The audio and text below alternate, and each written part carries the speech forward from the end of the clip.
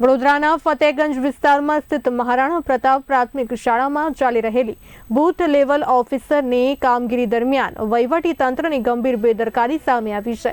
લાંબા સમય સુધી લાઇનમાં ઊભા રહેવાથી એક યુવકની તબિયત લથડી ગઈ હતી અને અચાનક ચક્કર આવતા તે નીચે પડી ગયો। માથામાં ગંભીર ઈજા થતા તેને લોહી લુહાણ હાલતમાં ખસેડવામાં આવ્યો હોસ્પિટલ।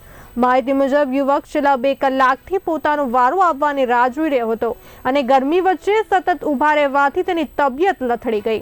ઇજાગ્રસ્ત યુવકને તરત જ 108 એમ્બ્યુલન્સ દ્વારા હોસ્પિટલમાં ખસેડવામાં આવ્યો હતો। ઘટનાએ બીએલઓ કામગીરી સ્થળે બેઠકે સહિત પીવાના પાણી જેવી મૂળભૂત સુવિધાઓના અભાવને ઉજાગર કર્યું છે। ઘટના સ્થળે હાજર કોંગ્રેસ અગ્રણી રોનક પરીખ વહીવટી તંત્રની કચાશ પર તીખી પ્રતિક્રિયા આપી હતી। ચૂંટણી પંચ મતદાર યાદી એસઆઈઆરની કામગીરી જે કરવામાં આવી છે તેના ભાગરૂપે કેટલાક લોકો મૃત્યુ પામ્યા છે। શિક્ષકોને એટેક આવે છે, શિક્ષકો અહીંયા થાકી જાય છે, લોકો હેરાન પરેશાન છે। લોકોને મતદાર યાદીની શું પ્રક્રિયા છે એના વિશે સમજ નથી, ના બીએલઓને સમજ નથી પડતી, ના કલેક્ટર કોઈ જવાબ નથી આપતા, ના આપણે સાઇટ ચાલુ રહેતી નથી, એ બી બંધ હોય છે। આજે 3 મૃત્યુ થયા પછી આજે છેલ્લા 1.5 કલાકથી એક વ્યક્તિ ઊભો હતો, એને અમે એ વ્યક્તિ એવું કહે છે કે હું દવા લીધા વગર આવ્યો છું, પણ આજે આ કામ મારે પૂર્ણ કરીને જ જવાનું છે।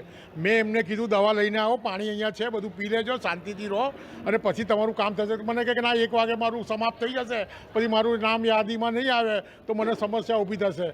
તો એને તરત 1.5 કલાક એટલે દવા નથી લીધી, ડાયાબિટીસનો પેશન્ટ હતો, એટલે તરત ખેંચાઈ, એને બીપી એકદમ લો થઈ ગયું અને ધ્રામ કે પડી ગયો। એટલે મારે સરકારને અપીલ છે કે તમે કમસે કમ જે સ્કૂલમાં પ્રોગ્રામો રાખો ત્યાં પાણીની વ્યવસ્થા, ત્યાં સિટિંગની વ્યવસ્થા, ત્યાં કોઈ પણ રીતની જરૂરિયાત જે હોય સમસ્યા એ બધું દૂર કરો। એક પણ ખુરશી નથી, બધા 2-2 કલાકથી ઊભા છે, બિચારાઓ હેરાન પરેશાન છે અને સરકાર હવે શું કરી રહી છે એ જ ખબર નથી પડતી, કોને જીતાડવા માટે કેવા કામો કરી રહી છે એ જ ખબર નથી પડતી। એટલે મારે અપીલ છે કે કોઈક વ્યવસ્થા કરો અને આવી રીતે તમે કોઈનું મરણ ના થાય એનું પણ ધ્યાન રાખો।